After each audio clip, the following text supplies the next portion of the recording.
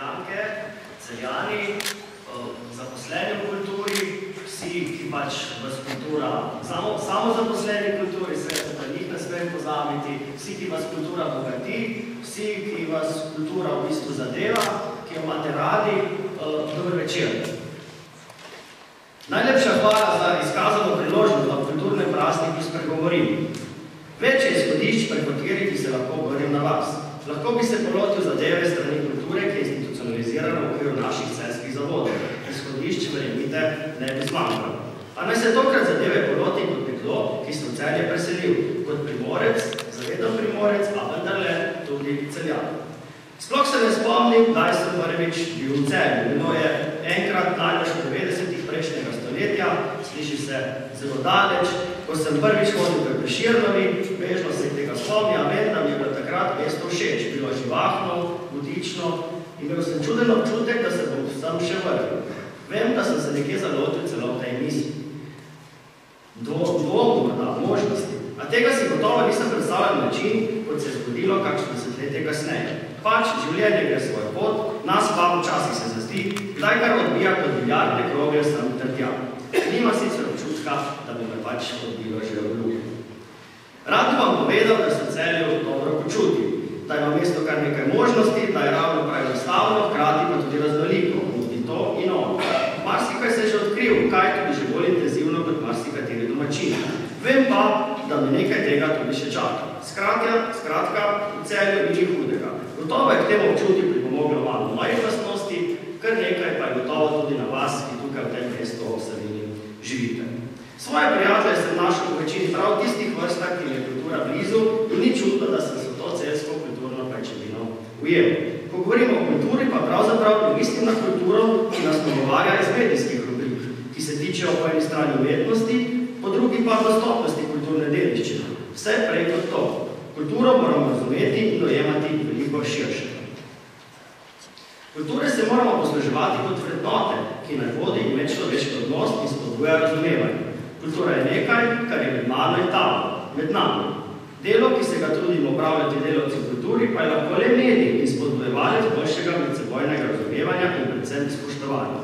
Na kulturo tako pričimo gledati ne kot na nekaj, kar se dela in ustvarja znotraj zavodov, društev in posameznih ustvarjalcev, temveč kot na nekaj, kar naj to presega in se dotika in dotakne vsakega od nas, ki se delimo ta prostor in čas.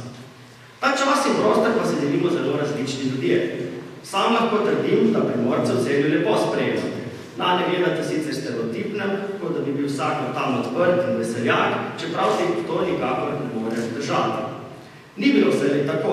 V času po prvi vojni, ko so v mestih spodneštarskega nemškega trdnjavskega trikotnika zazevala prva nemška vrzel, so številni Primorci, ki so bežali pred fašizmom, svoj dom našli prav na Štajerske.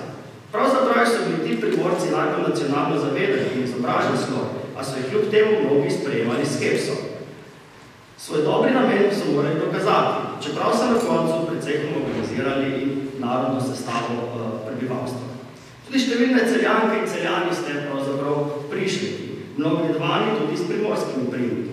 Pomembno se mi zdi, da bi tako kot Primorce celjani sprejemali čisto vsakega. Ne le tolerantnost, temveč odprto za drugačnost v vsakem primeru naj postane celjska kulturna norma, ki naj to naše knežje mesto le obogati in zvezde naj bodo še bolj zasijale. Kultura torej kot standard odprtih medčloveških odnosov.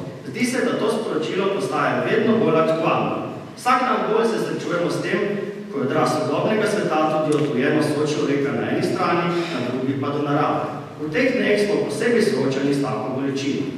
V razmišljanje o tem nas ne silijo le naravne katastrofe.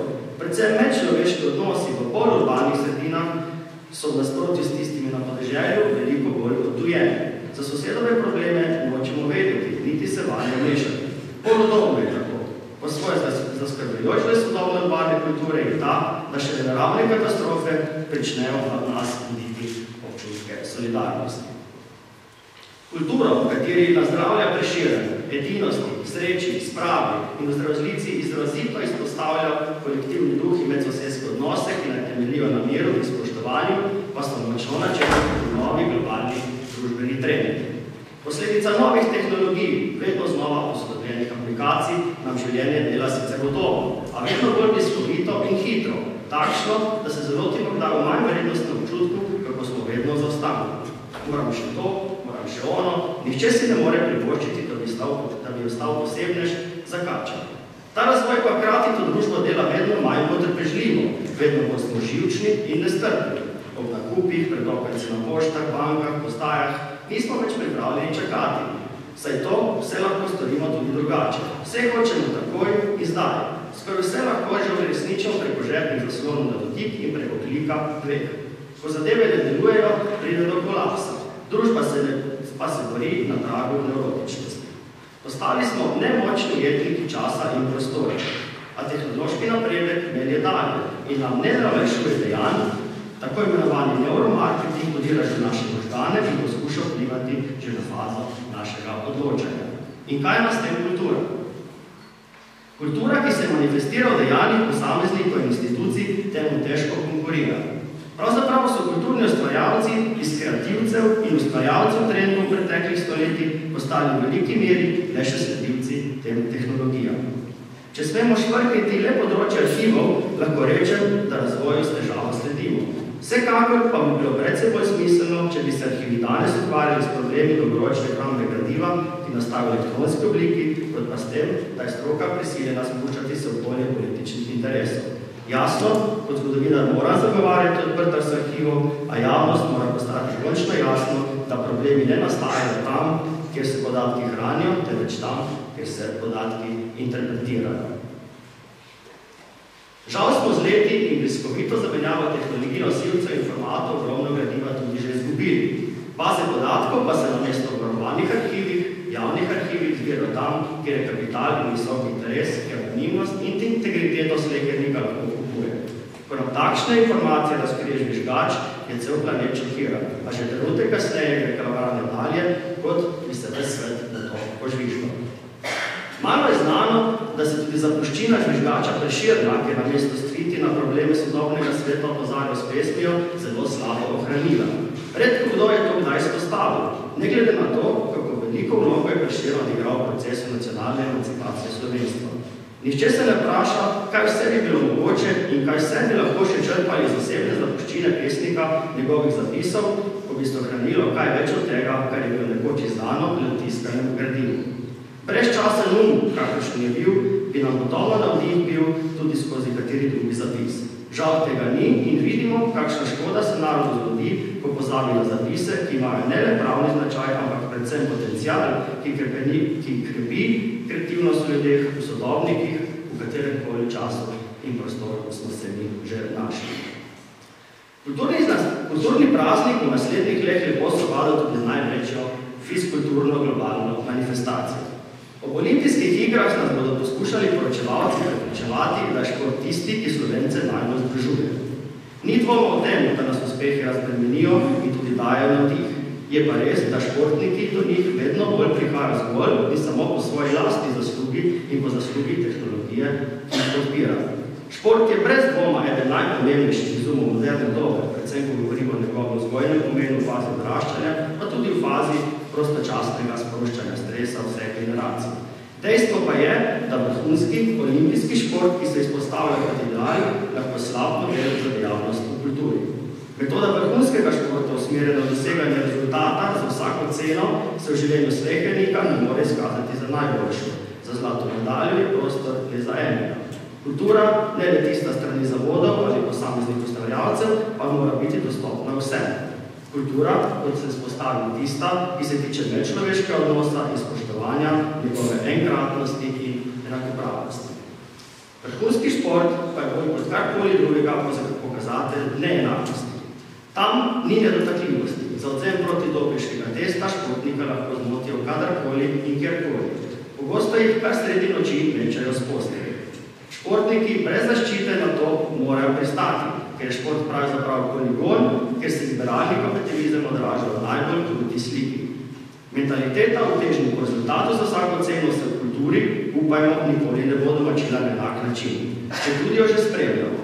V tveganja za svoje telo se spuščajo nekateri umetniki, zavodi, društva in posamezniki, ki bi se morali dopolnjevati, pa še tekmujejo med seboj. Še huje je, ker kulturniki med seboj ne bivajo boj za prestiž, ampak bivajo celo boj za svoj obstoj. Če v športu kritiko modernizma komaj zaznamo, jo mora kultura izpostavljati.